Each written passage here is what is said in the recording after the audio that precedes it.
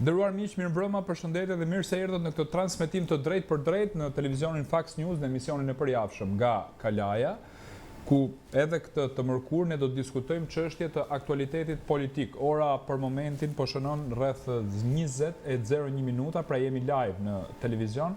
Siç e keni ndjekur edhe nëpërmjet anoncimeve, un kam një panel interesant për natën e sotme, faktikisht të ngërthyer me disa tematika të cilat ne do mundohemi t'i trajtojmë, sigurisht duke mbetur te politika, por edhe zhvillime tjera që kanë bëjnë pikërisht për shembull me përndjekjen e një aktivisti, siç është Andrea Bregu, me agjendën LGBT është në gjyq dhe e kanë çuar atje për shkak se sipas tyre ka nxjerr rrogat e tyre, pra i ka publikuar, ndërkohë që rrogat në fakt nuk i ka nxjerr Andrea, por është një burim i prejardhur ku i ka marrë nëpër ato portale dhe sajte që u hakeruan pak kohë më parë, në rast se ju kujtohet, ku u shpallën gjithë rrogat e gjithë dynjas në Shqipëri dhe personave tjerë për numra telefonash, targa makinash, gjobat papaguara, historira tilla domethënë. Gjithsesi, nuk është kjo tema kryesore, po doja ta prekja edhe këtë temë më vonë, sepse Andrea do na bashkohet pak më vonë në studio.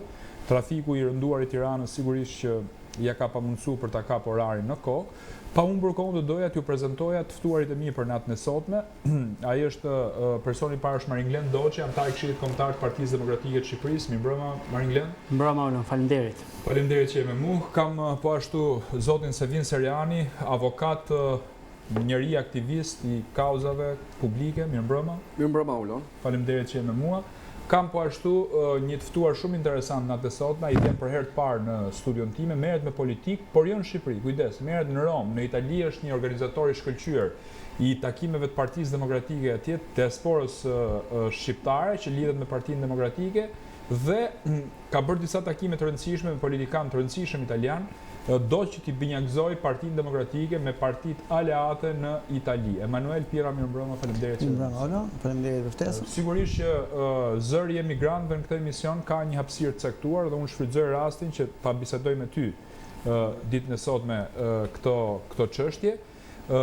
Pa humbur kohë, do ta nisnim bashkë pra për t'i dhënë përparësi emigrantëve, sepse shiko, ne jemi mësuar rëndom që emigrantët vinë në Shqipëri, do më thënë, ca janë edhe të pa informuar fare, nuk futen te kategoria jote, sepse ti ndjek shumë mirë zhvillimet edhe më shumë i updateuar me zhvillimet në Shqipëri se sa në Itali, me aq sa të njohun, por do doja të pyesje se si e shikon ti perspektiven e Shqipërisë në këto momente. Pra më jep një sentencë tënde, një mendim për situatën politike në Shqipëri, duke e pas parasysh rastin e zonjës Belinda Balluku, e cila, siç e dini, ka ndodhur shumë gjëra me të, por nuk jepet imuniteti. Ndërkohë në Greqi, forca politike që është në pushtet, për një orë dham imunitetin e 13 deputetëve. Pra, është standard italian, është standard evropian kjo që po ndodh në Shqipëri?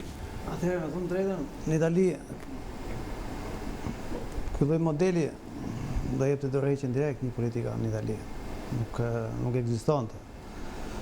Ndodhi me Berlusconin, vite më parë, ka ndodhur me shumë politikanë tjerë, që këto lloj skandalesh jepet dorëheqja, s'ka rrugë tjetër. Sepse demokracia kështu është. Por ne duam të hyjmë në Europë tani, domethënë. Si e shikoni ju këtë moment? Tash në Europë nuk mund futesh këtu në këtë mënyrë, nga Xhaku, sepse sido që të futesh në Europë nga Xhaku, ti dukesh e i zi. Do bëhesh me bloz. Po hyn nga Xhaku, si do zbresësh? Qartë. Do zbresësh si zi. Kështu që Evropa kështu unë se shoh. Sepse në Evropë ka disa standarde, nga më të thjeshtat dhe nga më të mëdha, nga më të vështira. Nuk e shoh hyrjen në Evropë kështu. Pa bere qavës fare, si i thoni mohabetit. Flasim, po flas popullore, sepse na kuptojnë gjithë. Unë du të gjej zërin e emigrantëve, domethënë. Atëherë, sipas teje, çfarë duhet bëjë Shqipëria në këtë rast? Pra, cila është thirrja jote për qytetarët shqiptarë? Tashi, unë flas për emigrantët sepse atje jetoj nga kaq vite. Ne emigrantët, problemi kryesor është euro. Është vlerësuar në tej mase. Po. Ka zbrit ka shku deri në 40% zhvlerësim. Edhe ky është një problem i madh për emigrantët. Si nëse një emigrant ka punu 30 vjet në Itali, edhe ka pëzbot disa llogarit veta. Unë do të nisem edhe nga vetja, Nuk mund të kthehet më, sepse këto lek nuk i dalin më. Se është vlerësuar ky lek. Pastaj, problemi tjetër. Çdo familjar i rregullt nuk mund të vendosi më vetë për një kthim. Është familja tani që është në balë, ose me thonë në valle, kupton? Sepse nëse nuk ka një spital të sigurt, nuk ka një shkollë të sigurt, nuk ka një punë të sigurt, çmimet e shtëpiave janë të ngritura te mase, atëherë ve këtu edhe euron që është i zhvlerësuar, si do të kthehet një emigrant, nuk mund të kthehet. Pra nuk ka kushte. S'ka asnjë kushte. Qartë. Nuk ka, kushti është zero. Nuk Okej, shiko, do të diskutojmë këtë problematika, sepse jam shumë interesuar, domethënë se për të pa edhe qasjen tuaj se si mund të bëhet Shqipëria sipas jush, pra se e shikoni nga larg, ë? Jo dhe aq larg, se 1 orë është Roma me avion nga Shqipëria, por duke pas parasysh politikën që bëhet në Europën perëndimore, standardin italian të politikës dhe këtë që shikojmë në Shqipëri, kjo është largësia që kemi me njëri tjetrin, apo? Me thonë drejtën, shumë emigrant kanë mbetur në hallin e vet tani atje, nuk e kuptojnë se çfarë po ndodh, sepse po të vish një herë në vit, ndoshta vinë edhe më rrallë, sepse mundësitë janë më të pakta, nga çmimet e larta, nuk e kuptojnë se çfarë po ndodh këtu. Atëherë unë mendoj që politikanët e djathtë duhet të shkojnë të flasin nga afër me emigrantët. Po? Jo emigrantët të vetë ofrohen. Jemi neve që na intereson të shkojmë nga afër emigrantëve, të flasim tek emigrantët. Qartë. Problemet, një program si mund gjendje aktuale edhe programin që Pra ju po bëni thirrje që politikanët e djathtës, Partisë Demokratike të vinë në terren në Rom. Absolutisht. Dhe në gjithë Italinë. Absolutisht po, sepse po të kapësh me shifra, sepse tani po flasim me shifra, në Itali ndodhen 800.000 shqiptarë. 800.000 shqiptarë. 800.000 shqiptarë. Mund të flasë edhe për të burgosëve. Mund të kesh 30.000 të burgosën. Në Itali. Atëherë këtyre të burgosëve do të shkosh t'i afrosh diçka. Sepse nesër do të marrojnë dënimin, do të dalin, ku do dalin, çfarë do bëjnë, si do jetojnë, si do integrohen. Po. Kështu që kemi një terren jashtë mase të shthurë. Okej, e kuptova. Dakor, Marin Glen, do doja ta vazhdoni bashkë bisedën, sepse kjo bisedë do jetë sigurisht e gërshetuar edhe me zërin e migrantëve, por do doja të kthehesha pak tek opozita në Shqipëri. Opozita ka përcaktuar datën 8 maj si një ditë për të protestuar, apo jo? Po. Si një protestë e cila unë e kam dëgjuar zotin Berisha që ka thënë mund të jetë protestë e një përgjigje të jashtëzakonshme, pra sepse po bëhen kushte të jashtëzakonshme, ndoshta duke referuar dhe protestës fundit që u zhvillu dhe na la me pasoja, domethënë. Si e shikon këtë moment të opozitës dhe protestës së 8 majit? Jemi një javë larg. Aulon, je shumë i saktë kur thua që protesta e ardhshme, domethënë vjen si pasojë e një proteste të cilën e kaluam ku patëm dëmtime të rënda nga ana e policisë shtetit kundrejt demonstruesve, të cilët nuk ishin thjesht qytetarë thjesht, por ishin dhe njerëz të angazhuar. Duke filluar nga politikanët, tek gazetarët, tek aktivistët. Pra kishte një ofensivë të jashtëzakonshme të policisë shtetit kundrejt pjesëmarrësve në protestë. Dhe normalisht kjo gjë nuk mund të tolerohet jo vetëm nga opozita, por as nga shoqëria shqiptare. Dhe duke pas parasysh gjitha këto, unë jam i prirur të besoj edhe fjalët e liderit të Partisë Demokratike, zotit Sali Berisha, që kjo protestë do jetë ndryshe nga gjitha protestat e tjera, do ketë reagim më masiv, pra do ketë një reagim më të madh popullor. Besoj që edhe Partia Demokratike do të angazhohet edhe më tepër për të siguruar një protestë edhe më madhështore me të gjitha mënyrat dhe kanalet e saj, pra mundësitë e saj në organizimin dhe në organizimin e popullatës për ta bërë këtë protestë ashtu siç thotë dhe doktor Berisha në një dimension tjetër. Tani të jemi realist, janë shumë në ato çka di unë, janë shumë mënyra se si mund të të shkojë kjo protestë, një ndër më kryesorët është bllokimi i gjithë Tiranës. Pra një ndër variantet kryesore është bllokimi i gjithë Tiranës. Ajo çka duhet të ketë Partia Demokratike në fokus është mbrojtja e gjithë protestuesve nga revanshi i policisë shtetit. Kemi parë një agresivitet jashtëzakonshëm nga ana e strukturave shtetërore në ndërhyrjen kundrejt protestuesve. Kemi parë dhe një metodologji tjetër pra kësaj radhe e policisë shtetit, por edhe shërbimeve të tjera, të cilët janë të shpërndarë nëpër rrethe dhe nëpër zonat e caktuara të Shqipërisë, nëpërmjet gjitha mënyrave dhe opsioneve që ata kanë dorë, mundohen të stopojnë organizimet e degëve të Partisë Demokratike nëpër rrethe, që ata të organizojnë qytetarët e rretheve për të ardhur në Tiranë dhe për të mbushur sheshet dhe për të protestuar. Dhe në të gjitha këto vlerësime, unë shikoj që dhe besoj që protesta e radhës normalisht do të jetë ndryshe nga gjitha të tjerat. Kjo nuk do të thotë që po organizohen skenardhune, në asnjë rast, në asnjë moment. Këtë mund ta përdorin të majtët, pra këtë lloj narrative të doktor Berishës mund ta përdorin të majtët që ai po ndjell, pra po ndërsyn popullatën, qytetarët, ketë përplasje, por përplasjen e treguan që e duan vetëm ata. Akoma pa përfunduar protesta patëm ndërhyrje, goditën qytetar, goditën protestues, goditën politikan, goditën aktivist, goditën gazetar gjatë protestës fundit. Pra ishte një provokim i hapur i strukturave shtetërore kundrejt nervit të popullit. Dhe normalisht me atë lloj operacioni, sepse unë e kam theksuar dhe më përpara që protestën e fundit policia e shtetit nuk kishte ndërhyrje, kishte operacion. Ndërhyrja vjen në një moment kur çdo gjë është në rregull dhe ndërhyn policia për të shuajtur një problematik. Aty kishte një operacion të mirëfillt, sepse vetë mënyra si ishin organizuar, kishin rrethuar protestën, kishin bllokuar gjitha rrugët e Tiranës, ishin të pajisur me mjetet më të rënda me këto makineri që hedhin ujë për shpërndarjen e protestuesve, me ushtar, me polic të pajisur me shkopin. Pra më përpara nuk kemi parë policë që kanë ato banderole, ato barrierat, pra që mund të pengonin pra protestuesit ose mund të mbroheshin në rast të një konfrontimi me protestuesit. Kësaj radhe ata kishin dhe shkopin gome, kishin huj, policët po flas. Unë kam qenë aty dhe kam monitoruar çdo gjë. Kam patur përplasjet e mia në atë protestë. Kam parë momente shumë të rënda, momenti kur u sulmuat ju dhe zoti Luciano Boçi, në një skaj tjetër u sulmua sekretari i përgjithshëm i Partisë Demokratike, zoti Flamunoka, në një vend tjetër u sulmua Klevis Balliu, deputeti i Partisë Demokratike dhe shefi i organizimit të Partisë Demokratike. Pra, ishin pikasur disa individ kyç të Partisë Demokratike, të cilët do të sulmoshin me do e mos.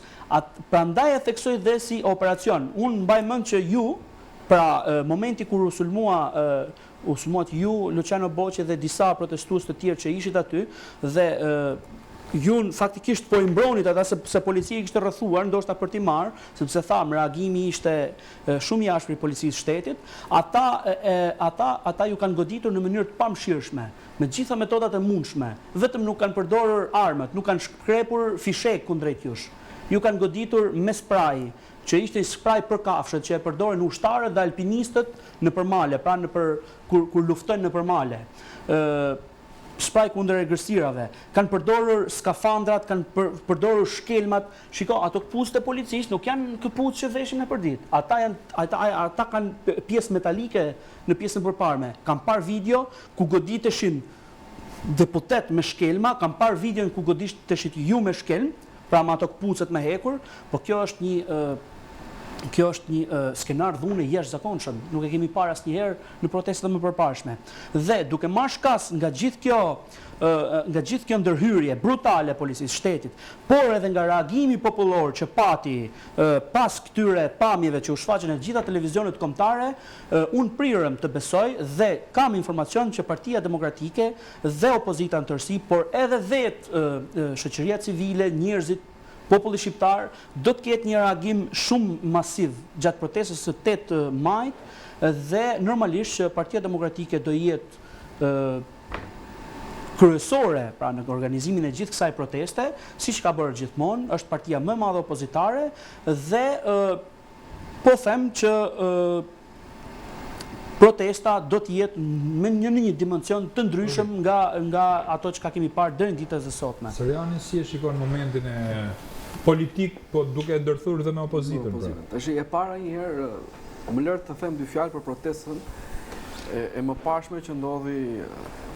Problemi është jo diktaturë në atë termi që përdoret e përgjithshme, por heqja e të drejtës elementare, siç është e drejta protestës, ishte shumë e qartë në këtë protestë që ndodhi 2 javë më përpara. Çfarë ndodhi? Nuk qenë protestuesit që vendosën të ndërprisnin protestën, por ishte policia që përcaktoi kohën e protestës së protestuesve. Dhe kjo në asnjë shtet të quajtur demokratik nuk mund të ekzistojë si koncept. Nuk është policia ajo që përcakton se si zhvillohet një protest. Policia është aty të ruaj protestuesin. Dhe elementi tjetër që ka të bëjë me diktaturën është demokracia nga diktatura ka një element kryesal që e bën dallimin e saj kryesor. Nëse në 100 veta në diktaturë 99 janë të pafajshëm dhe 1 është i fajshëm. Në momentin e parë që nuk zbulohet, dënohen të 100. Në demokraci, nëse 99 janë të fajshëm dhe 1 është i pafajshëm dhe nuk zbulohet, lirohen të 100. Që do të thotë, faj dhe përgjegjësia penale është individuale dhe jo kolektive. Ajo çfarë veproi policia ishte duke e sjell fajin, qoftë individual, qoftë nuk po diskutoj a kanë qenë kapsolla, a kanë qenë molotov apo çfarë kanë qenë. Nuk po i hyj fare asaj gjëje. Por ti nuk besoj se ti ma përgjegjësi për veten tënde dhe je protestues i vetes tënde. Për parimet e tua, për gjykimin tënd mbi situatën dhe për rrethanat se si është. Shumë drejt. Tani, si e tillë, çfarë faji ke ti dhe pse ti duhet të goditeshe në atë protest, kur veprimi yt nuk ka qenë në asnjë moment kërcënues për rendin dhe sigurinë publike. Se vinë më kanë akuzuar për goditje për shkak detyrës. Në fakt, akuza jote është pikërisht ti duhet t'i akuzoje sepse të kanë goditur për shkak të detyrës, si gazetar, si njeri publik, si aktivist. Kështu që ajo vepër penale që të kanë atashuar ty, është një vepër që ti duhet të atashoje atyre. Po pse i bën policia shtetit ose sipas teje, se ti je jurist edhe prandaj të ngacmova në këtë pikë, jo se më ka ndodhur mua, po fal, nesër Maringen për djemin tuaj, 2 djem nga Kruja janë për detyrim paraqitjen prokurori, shkojmë dhe lënë emrat. Nga protesta jo kësaj radhe, Ledio Gogolli dhe Eldi Taga. Pra janë 2 djem dhe vazhdojnë këtë histori. Pra, sa të besueshme i kemi institucionet civile kur e shikojmë këtë situatë, domethënë kur bëhet ndaj meje kjo lloj akuze që un kam godit për shkak detyrës. Jo kundërshtim forcave të rendit, jo organizimi i tubimit palishëm, jo pjesëmarrje për tubim palishëm apo në vepër tjetër, por vepra më rënd që shënohet nga 1 deri në 5 vjet burg, kërkojnë këta për mua, pra goditje për shkak detyrë. Ç'janë këto institucione? Po këtu ka, domethënë, shikoj, problemi qëndron që ajo çfarë jep e përsi pushtetit, sepse këta nuk janë qeverisje, ta janë ekzistenca e një pushtetit kundrejt pjesës tjetër të popullit, ka të bëj me një element shumë kryesor, që reforma në drejtësi, pra arbitri, këtu është komprometuar në të gjithë hierarkinë e vet. Këtu nuk i përgjithsoj të gjithë, sepse ka raste përjashtimore, por në thelbin e saj, ky arbitër i cili mban balancat kur ti akuzohesh në mënyrë pa drejtë, është i kapësh, i komprometuar tashmë. Dhe ne po e vuajmë, qytetarët po e vuajnë në gjitha fushat e jetës këtë gjë. Dhe shpesh herë ti akuzohesh në mënyrë pa drejtë, kur të gjitha faktet kanë qenë publike që në sekondën e parë. Kur ti nuk je vendos në dieni, sepse ata kanë pas kohën e mjaftueshme, e kemi qenë neve që i kemi parë faktet përpara se ti të shkoje në spital. Dhe policia e shtetit e nxjerr këtë lloj gjëje në një moment shumë herë më të dytë, unë them kjo ishte një lëvizje dështuar e tyre për të duke ju referuar asaj termit që mënyra më e mirë e mbrojtjes është sulmi. Po pra, mbrojtja më e mirë është sulmi, qartë. Kjo është ide. Ne e thamë që gjitha para veprimet, pra dhe pas veprimet e policisë shtetit, po gjitha strukturave ishin në një sinkroni të jashtëzakonshme njëra tjetrën.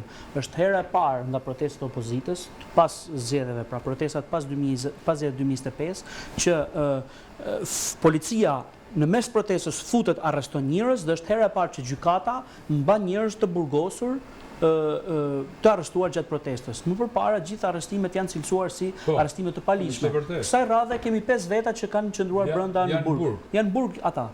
Dhe normalisht që avokatët e Partisë Demokratike po merren me çështjet e tyre për përgatitjen e një mbrojtje sa më të mirë për ta dhe për t'i përfaqësuar dhe për t'i liruar ata, por unë shikoj që veprimet që u bën më pas pra ishin të gjitha të koordinuara. Prishu protestën, arrestoi, mbaj në burg. Sepse teknikisht dhe këtu mua më lind e drejta të them më të madhe që edhe goditja e përfaqësuesve më të lartë Partisë Demokratike, siç e kemi parë, ishte e qëllimshme dhe e mirë organizuar. Kjo është akuzë shumë e rëndë. Let më padisin edhe mua si s'kan padit ty, sepse ne nuk frikësohemi nga burgu. Do pësojmë protestën e radhës. Po pikërisht sepse ata kur godit ti arreston persona pas një lloj prove, godet persona pas një lloj lëvizje të gabuar, do të thotë që godet politikan, do të thotë që po shkojmë shkallë, do pësojmë protestat e radhës. Zoti Pira, do të bëj edhe një pyetje për ju, domethënë këtë rast. Si e shikoni ju protestat e opozitës? I keni ndjek? Çfarë ju duket dhe çfarë duhet bëjë opozita sipas jush? Çfarë bëhet ndryshe në Rom të protestat në Rom për shembull? Para pak ditësh unë isha po punoj aty afër, ishte një protestë. Kjo faktisht e protestë komunistësh, në faktisht. Pra e kam hasur. Jo, ta tregoj unë se ishte aty. Napoli. U knonte Ciao Bella, u knonte kënga Ciao Bella. Po ti shikosh ashtu, ishin gjithë një prerje. Me thënë drejtë, unë komunistë njoh në Itali, njoh nga këtu 2 kilometra larg. Njifer. Është një prerje, nuk e di pse. Si këtu në Shqipëri. Është një prerje, Aulon. Është një prerje. Kupton?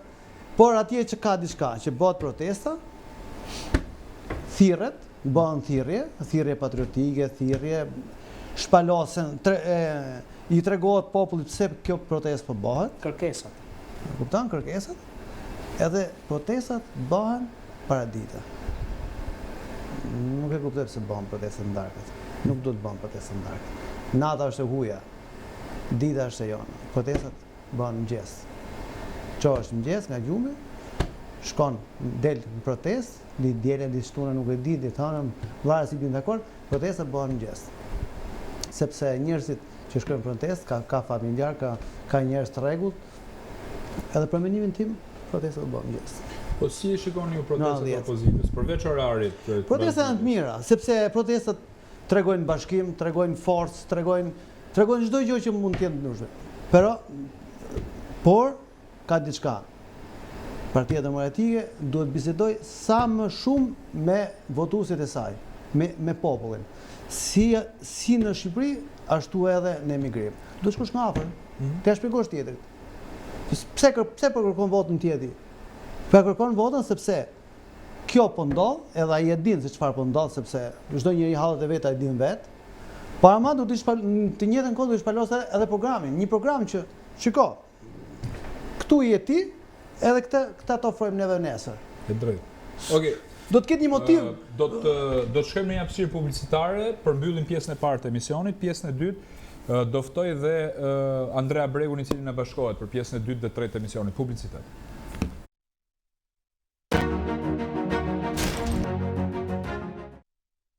Të nderuar miq, jemi rikthyer në studio për pjesën e dytë të emisionit. Mirëmbrëma Andrea. Na shpjego pak se po thoja përpara se të vije, domethënë që ke pas një përndjekje nga ana e agjendës. Çka ka ndodhur me gjyqin që t'ja u serojmë qytetarëve? Kush ka hedhur në gjyq, si ka shku gjyqi, na bëj një rezume shpejt e shpejt. E para në muajin nëntor nxora rrogat, që e din gjithë, rrogat e shoqatave të Sorosit për agjendën LGBT. Më erdhën 2 goditje. E para goditje ishte me Gjeni Karan që më ka kallëzuar në Drejtorinë Vendore të Policisë Tiranë, ku është referuar çështjen prokurori dhe çështja e dytë është me një kallëzim tjetër, me një kërkesë padi nga Mirela Arqimandriti dhe Ines Leskaj, ku këto 2 persona janë përfaqësuese të 2 shoqatave, Qendra Aleanca Gjinore për Zhvillim dhe Rrjeti për Fuqizimin e Gruas. Këto 2 shoqata që në krijim janë krijuar nga Fondacioni Soros i spin-off, ku njëra është që në vitin 2002 dhe të tjerat janë pjesë e strukturës Soros. Çështja ka filluar pjesën e gjykimit të seanca e pajtimit, dhe që është një seancë ndërmjetësimi ku unë do t'i qëndroj çdo fjalë që unë kam thënë në publik dhe çdo Pra ti nuk do pajtohesh.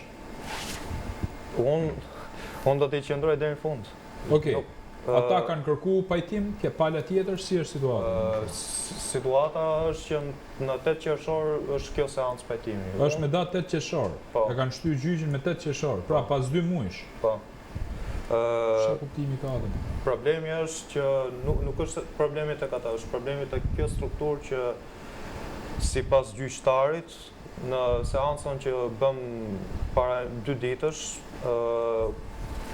ky gjyqtar është Getian Holli. Dhe unë kam vetë deklarimin e tij. Ai e ka pohuar vetë që në seancë dhe ne do të marrim gjithë materialet audio të seancës. Dhe e ka pohuar që kryetari i gjykatës nuk ka qenë dakord që ai të tërhiqej nga gjykimi i çështjes. Kryetari i gjykatës jurisdiksionit përgjithshëm të rrethit Tiranë, të dhomës penale. Dhe në vedeklarimin e tij, këtu është në 2017 ky vedeklarim. Ky është shpërblim si ekspert i rastësishëm në Komitetin Shqiptar të Helsinkit. Komiteti Shqiptar i Helsinkit është që në 2017 është financuar nga Fondacioni Soros, që kam nga Webik Arkiva, nga arkiva e internetit botës. Ne kemi bërë një kërkesë në datë 12 shkurt 2026 për përjashtimin e këtij gjyqtari, ku gjykata argumenton që 3 pretendime. Pretendimi i parë është ai nuk ka lidhje direkte me Sorosën. Pretendimi i dytë është që nuk ka lidhje direkte me palën padice, dhe pretendimi i tretë është që nuk vërtetohet një shpërblim ose financim direkt nga Fondacioni Soros. Unë nuk kam thënë ato që janë pretenduar në gjykat, unë kam thënë që kjo shoqat që financohet nga Fondacioni Soros dhe ky gjyqtar që është financuar nga një shoqat që financohet nga Fondacioni Soros është në konflikt interesi ky gjyqtar. Dhe ky gjyqtar sipas ligjit duhet të japë dorëheqjen nga çështja, sepse e para njerë shkelet parimi i njëanësisë dhe barazisë së palëve në proces gjykimi. E dyta, kjo çështje duhet jetë edhe e besueshme për opinionin publik. Fakti që unë dalë në opinionin publik, fakti që unë dalë këtu te ty për ta thënë që ky proces është duke u bërë pis nga gjyqtari, nga kryetari i gjykatës, nga padicet dhe nga mafia Soros, tregon që ky proces nuk është i besueshëm në sytë e opinionit publik, sepse nuk është thjesht çështja e anësisë dhe sipas argumentimit të avokatit Altin Gozhe, që unë e kam avokat në çështje, një proces nuk duhet të jetë vetëm i paanshëm, duhet të jetë edhe i besueshëm për opinionin publik. Dhe kjo është çështje e inskenuar nga mafia Soros, që të më shantazhoj që unë të mos nxjerr më materiale për agjendën LGBT, që për fat keq ky popull nuk po reagon kundër kësaj agjende, sepse shohin në shkollën shtetërore në Korçë para disa ditësh që është vendosur një poster në një shkollë publike nga një person, nga një drejtori i kësaj shkolle që është funksionar shtetëror, pra paguhet me taksat e qytetarëve shqiptar, dhe ky person pa dijenin e prindërve ka vendosur atë poster që gjithë e kanë parë në lajme dhe prindrit nuk kanë reaguar, nuk ka reaguar bordi prindërve dhe nuk kanë reaguar asnjë prind që e shef të arsyeshme që ai poster nuk duhet të jetë në shkollë, në ato shkollë ose në shkollat e tjera të Shqipërisë. Kjo është ajo që kam për të thënë. Seanca radhës është me datë 8 qershor. Po. Okej. Sevim, e vjemi bashkë sepse doja këtë ndërhyrje të Andreas. Shiko, njerëzit që po përliqen tani me gjyqje, me gjëra, siç jam dhe unë me rastin e Arjon Velia që ka pa ditë për shpifje, janë shtu shumë Shqipëri. Pra është mënyra se si ti mbyllësh gojën njerëzve, si ta mbash në presion. Këto në Bashkimin Evropian quhen slap cases ose padi strategjike, pra që ta mbash në presion tjetrin që ai mos të kundërshtojë dhe mos ta kesh në përkëmbë, si më thënë. Mos poshtohen shumë këtë çështje në Shqipëri. Marinlenin e kemi pas më përpara se ka qenë i Burgos, ka bë. Edhe unë kam qenë Burg. Ti ke qenë pa tjera. Pra, dhe mua ma kanë rihapur çështjen dhe e kam akoma hapur.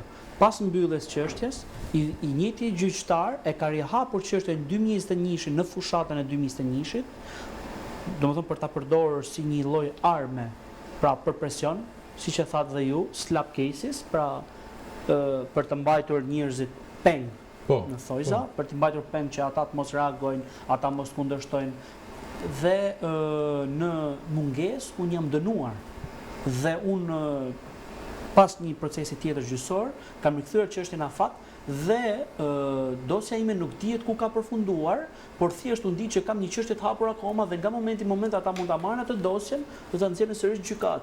Prit se dënova, thot mos dil aty në protestë, do të dënoj. Atëherë, fal për ndërhyrjen, po më duke logjikshme që të jap dhe një rast tjetër. Problemi qëndron që gjatë kësaj periudhe janë shtuar edhe armët e sulmeve me procese gjyqësore. Tu do përmendja ligjin për barazin gjinore, që është automatikisht një mitroloz për cilin do qytetar, sidomos ata që ne besojmë ke vlerat dhe traditat tona, dhe ata do jenë më së shumti të goditur nga ky ligj, sepse ky ligj po themi heq çfarëdo lloj filtri dhe bën të mundur propagandën LGBTQ më të, siç e tha dhe rastin e Korçës Andrea, pa pasur filtra siç kanë qenë më përpara.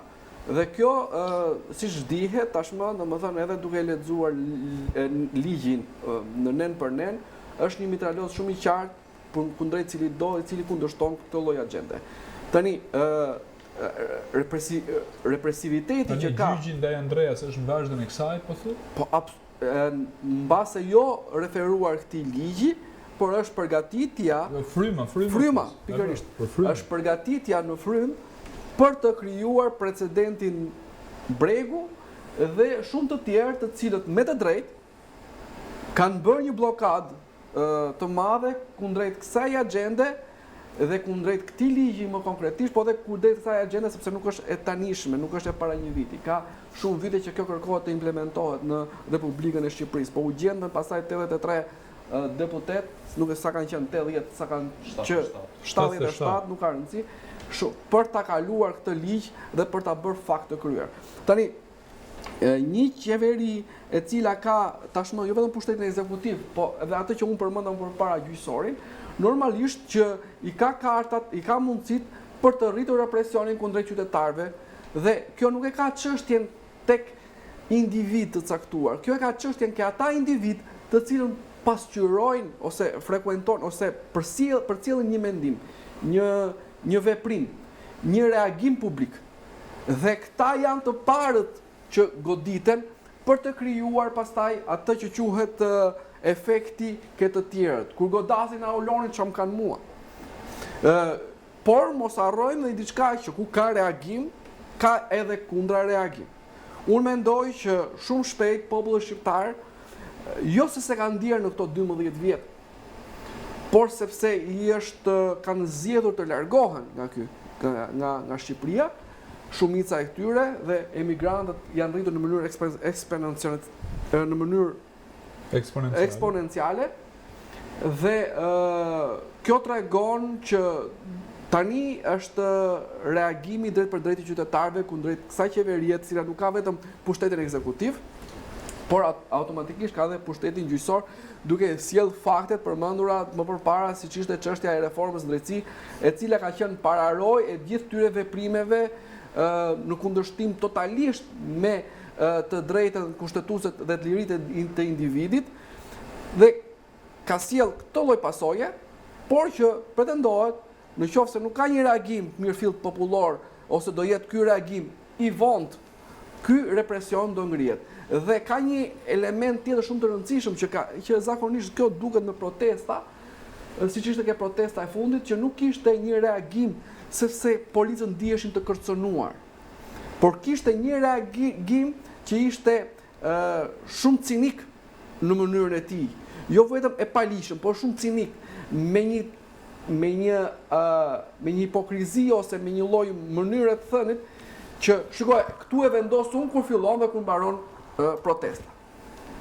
Pra, kemi një përcaktues tashmë, që është kryeministri Rama, sepse ai gjithë pushtetat i kanë atij, që përcaktojnë jo vetëm agjendën e partisë së vet, jo vetëm agjendën, përcaktojnë dhe protestën kur dhe ku mbaron.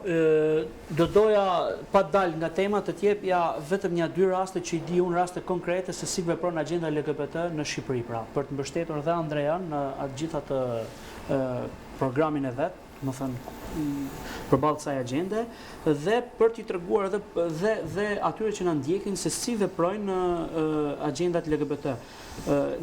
Po marrësh kas në qarkun e Lezhës, ku kam informacion personalisht, sepse unë jam i përkas dhe asaj zone, janë disa organizata, po njëra që është më rëndësishmja që merret është një fondacion që merret me përkujdesjen e fëmijëve, sidomos këtyre të 9 vjeçarës në shkolla. Dhe do t'ju jap një rast flagrant. E dini çfarë bëjnë ata?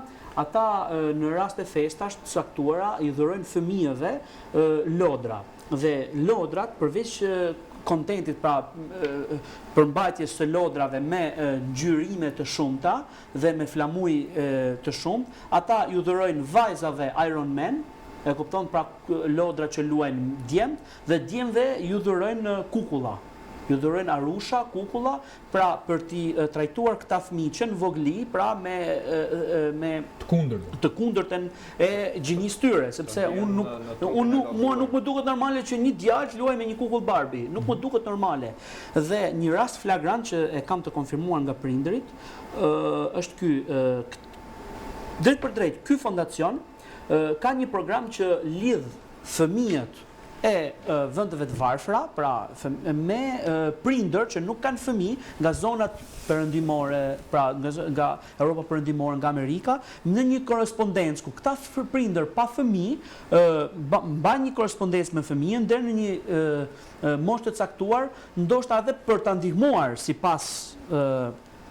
sipas tyre, për ta ndihmuar dhe për ta mbështetur në të ardhmen, ndoshta me një bursë studimi në vendet ku ata janë. Pra në prindër pa fëmijë. Dhe gjatë korrespondencës më tregon nëna e një fëmije, që është dhe afërmja ime, thotë që u bëra shumë kurioze, sepse në fund të letrës, nga korrespondimit që bënte, letrën ja shkruante fëmija im dhe ata kthenin letrën. Në fund të letrës shkrui emri i prindërve që kujdeseshin, pra prindër pa fëmijë atje që kujdeseshin dhe donin të merrin një kontakt me një fëmijë nga Shqipëria ose nga vende ndryshme, dhe në fund të letrës shkruanin 2 emra meshkujsh, Filani dhe Fisteku. Pra ishin 2 antar të një komuniteti LGBT në Gjermani, të cilët korrespondonin me këtë fëmijën shqiptar, dhe ata në të ardhmen do ta merrnin atë atje për t'i siguruar një bursë studimi e me radhë. Pra ishte, si më thon, Hasani dhe Hyseini, dhe u bëra shumë kurioze. Tha dhe në mënyrë direkte kërkova nga ky fondacion një informacion më detajuar kush janë këta që fëmia im bën korrespondencë me ta, sepse në fund letrës janë emrat e 2 meshkujve. Nuk janë për shembull Filania dhe Fistëku. Po ishin dy emrat e dy meshkujve. Dhe ata nguruan, thjesht më dhanë emrin dhe mbi emrin të dy personave, por nguruan të më thonin të më jepnin një fotografi. Dhe unë, prap, siç po më tregonte prap prindi, nëna e fëmijës, unë tha, hulumtova nëpërmjet rrjeteve sociale, tha, dhe gjeta në rrjetet sociale se këta ishin një çift homoseksualësh, pra që është natyrshme që ata s'kan fëmijë. Sepse nuk bën dot dy homoseksual fëmijë. Sepse duhet nëna dhe babai, jo babai dhe babai për të bërë fëmijë.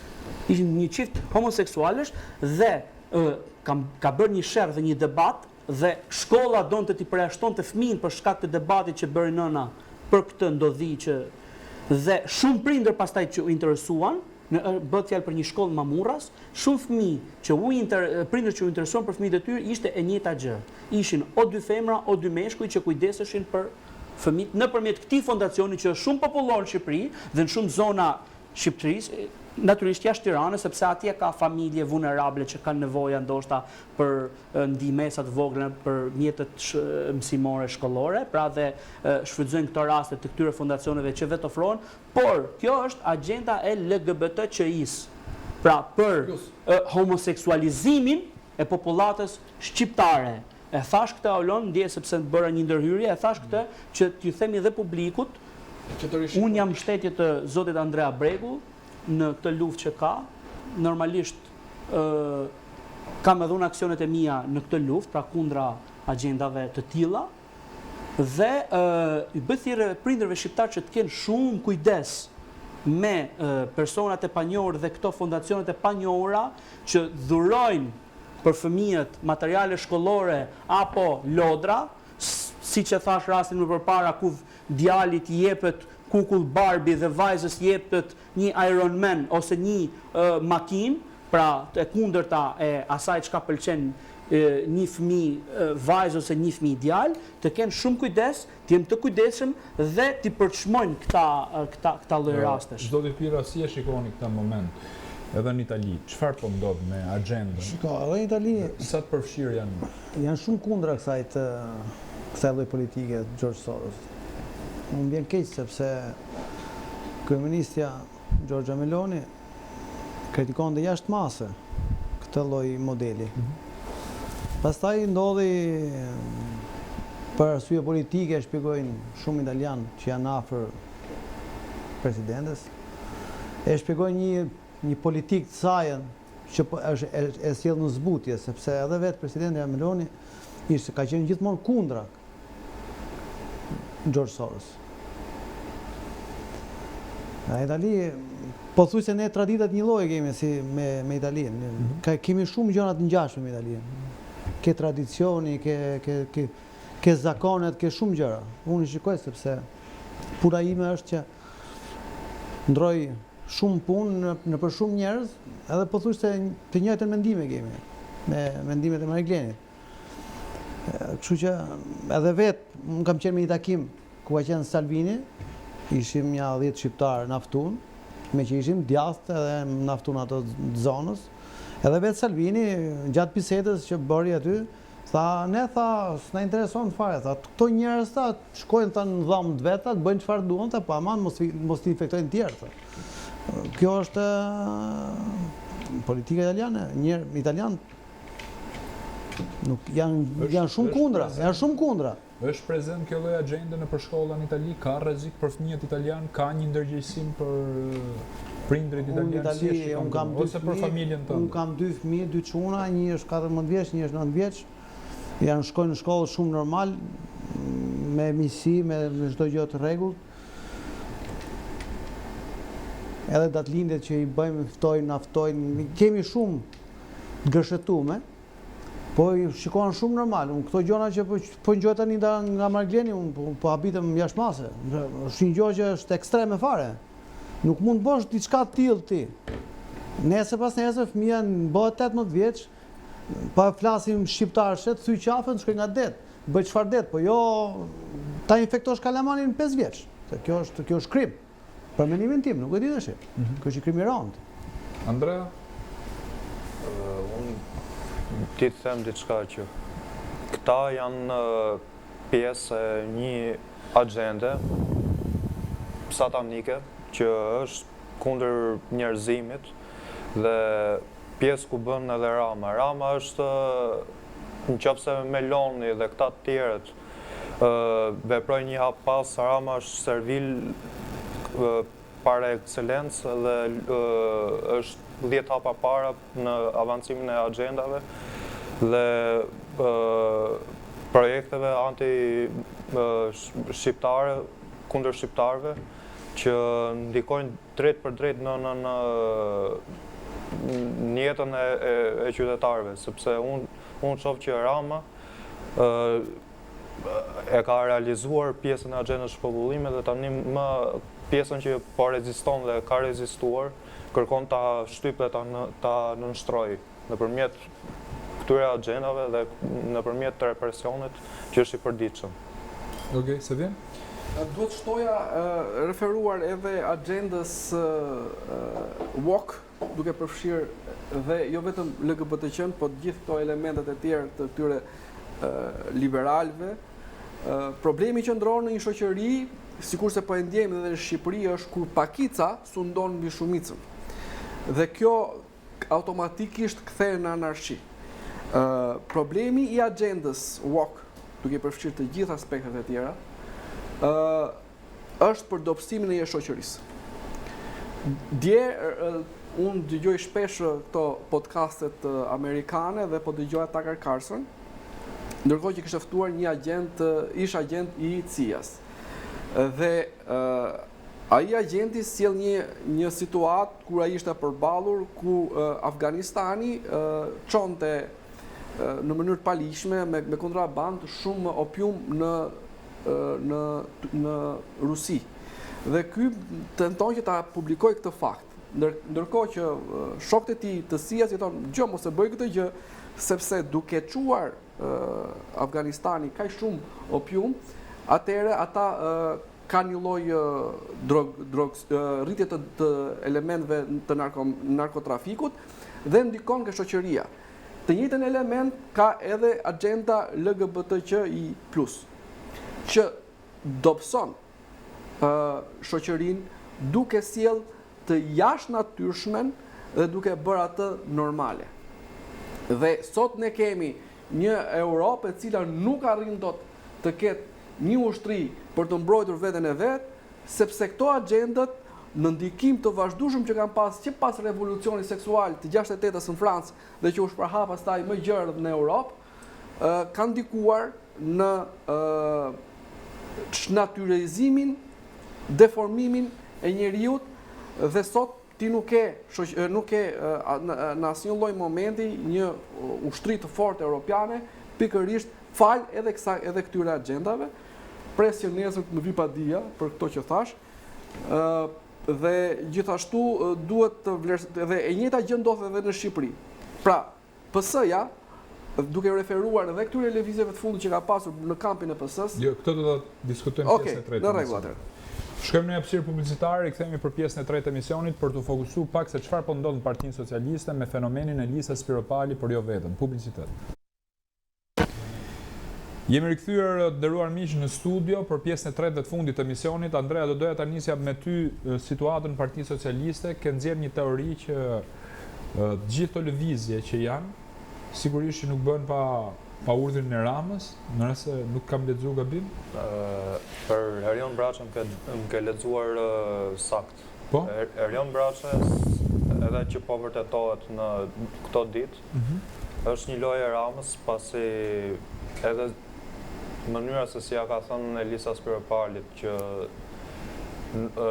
Partia Socialiste ka disa probleme, por ne nuk duhet të reagojnë, do të thotë që ne me vërtet kemi probleme tona, po Rama nuk duhet ta shajmë brenda partisë. Dhe Erion Braça kërkon që nëpërmjet kësaj loje të jetë ndoshta kandidat për Bashkimin Tiranë, por që Rama është duke përdorur në mënyrë shumë të keqe dhe që është një person që është një përdorimsh në këtë lëvizje, ndërsa për Elisën unë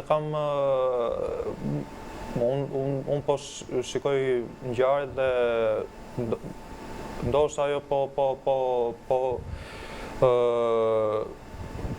kërkon një pazar brenda partisë që tjetë numri 2 brenda Partisë Socialiste. Kjo është mendimi im. Sevim, si e shikon të situatën? Unë do t'i kthehem e mbështes çfarë tha Andrea dhe referuar Erion Braçës. Erion Braçë ka një specifik e cili në një mënyrë ose në një tjetër përfaqëson socialistët e vjetër dhe duke i dhënë hapësirë Erion Braçës si një kandidat potencial në Partinë Socialiste për zgjedhjet e bashkiake në Tiranë, në absolutisht që po themi rizjon edhe atë zhgënjim që kanë pas socialistët e vjetër kundrejt rilindjes. Dhe unë sërish të gjykoj që Erion Braçë është pjesë e Ben Blushi i 2027-ës, pra vitit që do vi. Ndërsa e referuar Elisa Spiropali gjykoj që e kupton fare qartë që fakti që PS-ja nga 3 banda në përbërjen e saj do bëhet një band, pra do jetë vetëm banda e Ballukut, hecën me teori që është bërë publike tashmë nga Fatos Lubonja që më e rrezikshme është një band se sa 3 banda. Dhe Spiropali ndjen këtë lloj rreziku, prandaj ose duhet të nënshtrohet dhe të vendoset në fundin e rreshtave në Partinë Socialiste, ose të përballet për të krijuar pra profilin e vet. Mos harrojmë që loja do shpërthej ke Partia Socialiste, herët avon kjo ka për të shpërthyer. Këtu do të sjell vëmendje edhe një figurë tjetër të socialistëve të hershëm, i cili është Arben Malaj, që lëvizjet e tij së fundmi e kanë parë si njëri i cili po përgatitet për të hyrë në skakierën politike dhe janë ajo presioni ose tenxheria e presionit që ka qenë Partia Socialiste deri tashmë, besoj se ka për të qarë dhe nuk e di se ku do jenë pasojat. Por në raport me politikën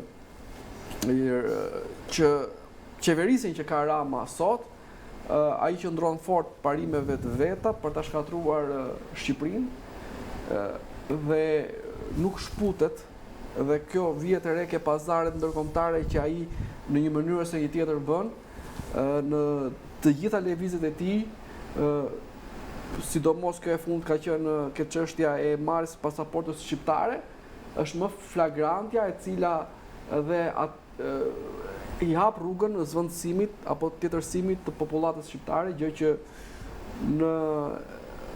që nga Iliria e lashtë asnjë armik i Shqipërisë nuk ka mundur ta tjetërsoj shqiptarin. Fare lehtë Rama po e bën në mënyrën më të paqë dhe do jetë elementi më i suksesshëm i kësaj qeverie, ndryshimi i shqiptarëve nga të huaj që mund të jenë aziatik apo afrikan. Okej, Maringlen, si e shikon situatën në Partisë Socialiste? Tani me këto emrat, shikon, ratë parë, unë du të theksoj diçka që kur flasim për ta që qeverisin sot Shqipërinë, flasim për një grup të madh hajdutësh. Pra gjithë secili është hajdut, dikush më shumë, dikush më pak, por që janë hajdut, janë gjithë hajdut, duke filluar nga Elisa Spiropali e përfunduar tek Edi Rama. Kjo lufta ka nisur pikërisht në momentin kur patëm sulmet jashtëzakonshme në drejtim të grupit strukturar kriminal të Belinda Ballukut brenda qeverisë Rama, nga SPAK-u, nga organet e drejtësisë, nga media dhe nga gjithë pjesa tjetër, opozita e me radhë. Në këtë moment shumë personazhe që nuk e shikonin veten të vlerësuar sa duhet nga Edi Rama, fërkuan duart dhe thanë na u hap rruga, do iki Belinda, tani do vi unë. Një ndër këto ka qenë personazhi Elisa Spiropali. Tani në radhë parë unë nuk zë respekt për këta, se siç ju ja thash, gjithë janë hajdut, por Elisa Spiropali e shoh si një socialiste, përballë Belinda Ballukut që unë e konsideroj rilindiste. Në ato çka kam arritur ta ndjek unë, të paktën Elisa Spiropali ka qenë koherente edhe në servilizmin ndaj Edi Ramës, por edhe brenda strukturave të Partisë Socialiste. Ka qenë gjatë gjithë kohës pjesë e strukturave socialistave, Partisë Socialiste që nga opozita e Partisë Socialiste, opozita e hershme nga vitet 2000 e këtej, e me radhë. Ndërsa Belinda Ballukun më shumë e shoh si një thith lop, e cila e ka shtrydhur Partinë Socialiste në pushtet, se sa ka dhënë kontribut kur Partia Socialiste ishte në opozitë. Dhe ky është i moment. Thej një gjë që nuk ka dalë kjo krahasimi thith lop, se tani Lubi Balluku e kishim gjuhë. Po, shiko Ulon, unë do them diçka Ulon, që nuk është se është çështje krenaria apo diçka, po ne fshatarët thith lopa është jo, ta shpjegoj unë. Thith lopa është një lloj zvarraniku e cila shkon tek lopa dhe i ngjitet në gji dhe i thith qumshtin. Dhe kjo quhet thith lop, nuk është as zhab, as bretkoc, po quhet thith lop. Lopa kush është këtë rast? Shqipëria? Lopa është Shqipëria, absolutisht, po Rama. Tani Rama është Bariu, Shqipëria është Lopa, Rama është ai që tërheq për kapistër, i themi, prapë nga fshati. Dhe po ju them, Belinda është thith lopa. Shqipëtyrën në përdor vete, besoj se i ke ndjek dhe fjalimet e mia që përdor popullin ide. Mua pëlqen që ta them një fjalë dhe të ma kuptoje 70% shqiptarëve, jo 30% që prandaj po të pyesim në sqarosh. Po janë të kapur dhe unë atyre i drejtohem. Që ti zgjoj emisionin prandaj do të më. Tani, unë po mundon ta shpjegoj sa më thjesht dhe më të kuptueshme. Tani, në momentin që thith lopa u zbulua, këta fërkuan duar gjithë.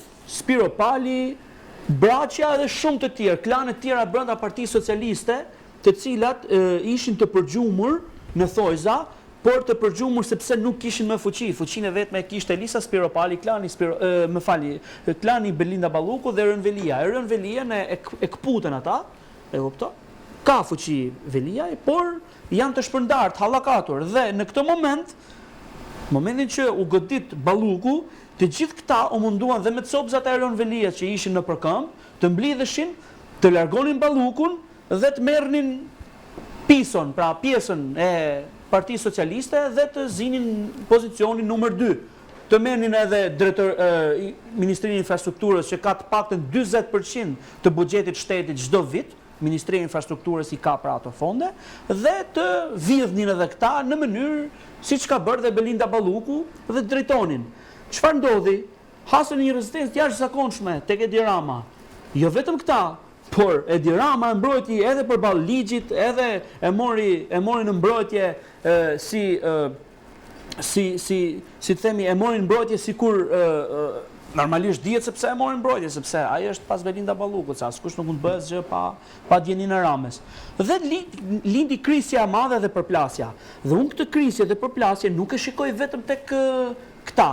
Pra në Tiranë, nuk e shikoj vetëm tek kryesia e Partisë Socialiste, por shikoj edhe tek socialistët në përdek të Partisë Socialiste në gjithë Shqipërinë, sepse kam kontakte, kam informacione, i takoj edhe këta socialistët e thjeshtë. Dhe këta socialistët nuk pajtohen me mbrojtjen që po i bën Rama Ballukut. Dhe në këtë momente Partia Socialiste, strukturat e organizatave tyre, se këta e quajnë veten organizata e partisë akoma si në kohën e qoftë largut. Organizatat e partisë janë në përplasje të hapur me të gjithë individët që ka emëruar në përdrejtori Belinda Balluku, apo ku ka ushtruar influencën e saj për të futur deputet apo kryetar bashkisë që janë në kryet bashkisë. Dhe ky është një moment krucial për Partinë Demokratike, duhet shfrytëzoj këto lloj krisje dhe të bëjë një revansh përballë tyre në të gjitha bashkitë të cilët kanë njerëzit e saj Belinda Balluku sot, me të cilët ka ushtruar influencë tek Rama për të marrë bashkitë dhe pozicionin e deputetit. Çfarë ndodh? Kemi edhe një të re të fundit. Erën Braçe ka shprehur dëshirën dhe ka filluar makinacionet dhe lojrat e tij për të kandiduar për bashkinë e Tiranës. Dhe unë këtu vi në pikën që këtu mund të ketë gisht Edi Rama, duke e parë që përplasja brenda Partisë Socialiste është duke shkuar drejt një përplasje fatale, ka nxjerrë në skenë Erën Braçen, sepse unë shoh një sinkronizim nëpërmjet Erën Braçes dhe Edi Ramës për të kapur Elisa Spiropali dhe lëvizjet e saj. Pra, për Braçën jemi Erjon Braçe është fut si fanti spathi. Këtu, normalisht, për t'i treguar Elisës që... Kush është deri maç tani, që ta kuptoj. Tani deri maç mund dali prapë gjatë bisedës tu të mbrëmje. Zoti Pirra, Shiko, situata në PS. Shiko, unë jam gjithmonë i mendimit pozitiv. Gjithë to probleme që ndodhin ke familja tjetër, ne nuk ja vlas me hunë kohë me folë për këta njerëz, sepse këta kanë një lloj modeli, këta, kush i del nga rrjeshti i fusin shkelmin. Edhe nuk duhet që të marrim modelin e këtyre, neve kemi një model ndryshe. Demokrati i pastër duhet t'i sqarojë demokratit gjithmonë që si duhet të jetë situata. Ne kemi dy kryetarë, një të Partisë Socialiste e një të Partisë Demokratike. Modelet ndryshme si dita me natën. Tani, unë mendoj që duhet me dhënë një bashkim. Ta humim fare, ta largojmë bisedën nga Partia Socialiste, sepse bëhet është jo të hedh poshtë ato është humbje kohë. Jam dakord me ty, sepse çdo shikuesi që na ndjen nga shtëpia i përzihet kur përmendim ta, po problemi ka diçka. Japim vlerë Eliza Spiropali dhe socialistët. Japim vlerë, por janë shumë të rëndësishme zhvillime në kampin e socialistëve, sepse unë mendoj që ne kemi më falë Margarita. Po, okay. Ne kemi dy modele ndryshme, dy kryetarë ndryshme. Ne duhet unë mendoj, shpresoj, ky është mendimi im personal, që kemi doktor Sali Berishën, mund t'i dali kush det në zgjedhje, po unë mendoj që duhet të mbajmë Sali Berishën, vazhdojmë rrugën, sepse ndoshta është i vetmi person, nuk është zgjidhja duhur, po mund them që është zgjidhja duhur, sepse është njeriu që bashkon.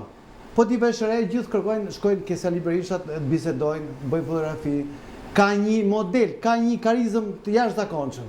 Nuk e kuptoj unë sa bisedoj me njerëz. Unë jam këtë dakord me ty se duke pa parasysh sulme që po përballet Partia Demokratike, i vetmi person që e mbledh Partinë Demokratike akoma në këtë moment është Sali Berisha. Ashtu siç e thatë edhe ju që duhet të keni kaluar eksperjenca të tilla që sa herë keni pas mosdakordsi në degët tuaja në Itali, keni ngjet një mbështetje të jashtëzakonshme nga Sali Berisha në përbashkimin tuaj. Dikush shkon diskuton atje për problemin që mund të ketë. Tani unë them këtu, zgjedhjet janë matematik, numra. Numrat janë, nëse unë shkoj ke lagja ime sot, unë atje gjej 10 persona, diku ishim 200-300 persona.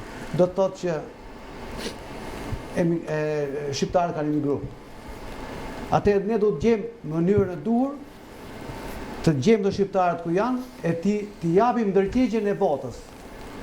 Ndoshta edhe me detyrim. Ne do të kërkojmë ndihmë ke shtetet evropiane, që t'japim mënyrën më të lehtë të mundshme për të votuar këto njerëz. Dhe për të arritur këto gjëra, gushti vjen, erdhi shumë shpejt. Emigrantët vinë. Do të ftuaj emigrantët. Do të ftuaj ke Partia Demokratike, ke Selia. Sepse nëse unë marr fëmijët e mi, i çoj ke Selia, unë i kam çuar ke Selia. Ato fillojnë dashurohen, do t'i dashurohen me sa është edhe ambient jam. Unë pëlqen, sa herë që vin në Tiranë, shkoj ke Selia, pi një kafe, kënaqet zemra. Sepse i shoh, takoj njerëz, i njoh. Edhe Partia Demokratike duhet të bëjë mos bashkoj njerëzit, bashkoj demokratët. Në emigrim me demokratët në Shqipëri. Edhe në çdo fshat, në çdo cep të Shqipërisë do të krijohen seksione. Do të thotë, nisemi nga fshati im, ku jam në fshatin Rrushkull, që është dhe fshati i Dom Gjergj Metës. Po. Dom Gjergj Meta është ka fshati i Rrushkull. Do të thotë që të krijohet një skuadër e vogël, e të kontaktoj njerëzit. Filloj t'i afroj, avash avash. Filloj t'i bëj kërkesa, t'i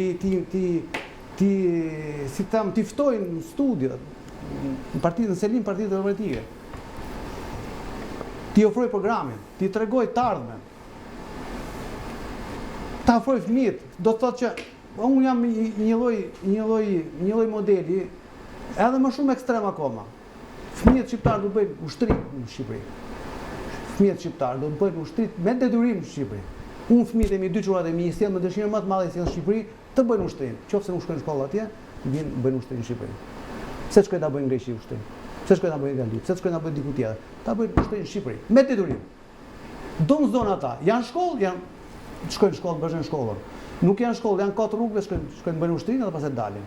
Sepse aty formohet brumi, formohet kocka e një popull. Absolutisht, dhe në këtë moment i ndërsjell edhe do t'i afroj dashurinë, universitetin, do t'i afroj shkollën.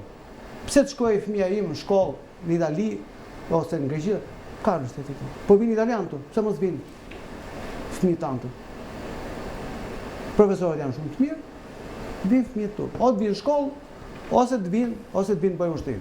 Për mendimin tim, do të gjetë forma e bashkimit nëpërmjet demokratëve në Shqipëri edhe demokratëve në emigrim. Po u bë ky bashkim, fitoria është e kapme. Do të thotë që Evropa emigrantë rreth e qak Evropës bashkohen e fitoria është e sigurt. Jemi në minutën e fundit të misionit. Po, diçka është ndryshe nga tema çfarë u fol, kam një shqetësim shumë të madh e cila vjen nga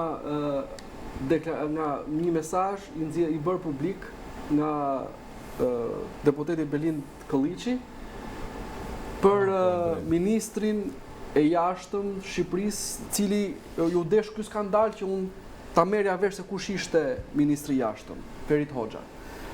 Unë vi Ferit Hoxha. Ferit Hoxha e ka?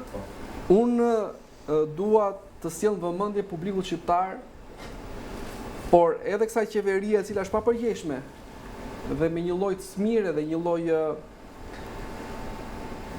dashakeqësie kundrejt shqiptarëve brenda Republikës së Shqipërisë, po edhe shqiptarëve siç janë shqiptarët në Maqedoninë e Veriut, Kosovës, Kelugina, Çamërisë apo Serbisë, Malit të Zi.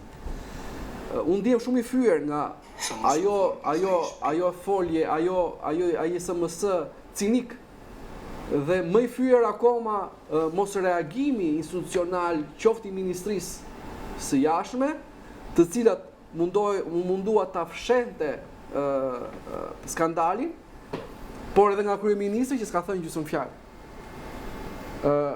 Shqiptarët në Maqedoninë e Veriut janë ata njerëz të cilët kanë vuajtur më gjatë se sa të tjerët, se sa shqiptarët, se pjesa tjetër e shqiptarëve, vazhdojnë të vuajnë. Kanë luftuar.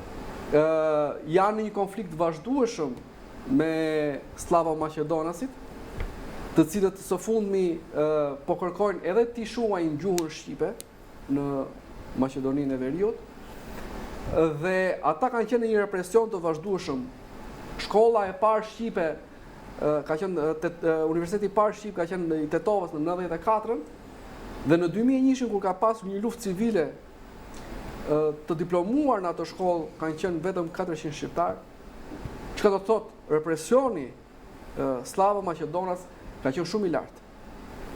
Dhe nga kjo folezë e shqiptarisë ka lind Mehmet Pashderalla, janë ndajet e Skënderbeut, është politikani më genial i cili ka ndruar jetë vitet e fundit, Arbën Xhaferi, dhe meritojnë respekt, nuk janë idiot, por janë shqiptar më të ndershëm, më të mirë se sa një far Ferit Hoxha, i cili nuk përfaqëson interesin e Shqipërisë, po përfaqëson interesa kundra popullatës shqiptare kudo që ajo ndodhet. Faleminderit Aulon për këtë. Okej, me këtë mesazh do doja ta mbyllë këtë emision natën e sotme, duke falendëruar antarin e Këshillit Kombëtar të Partisë Demokratike të Shqipërisë, Maringlen Doçin, aktivistin Sevin Serjani, zotin Emanuel Pirra, i cili përfaqësoi këtu diasporën sot, falenderoj që ishe me mua, dhe aktivistin Andrea Bregu, që na u bashku pjesën e 2 dhe 3 të emisionit. Nderuar miq, do doja t'ju rikujtoja që ky emision ritransmetohet edhe nesër në orën 14:30,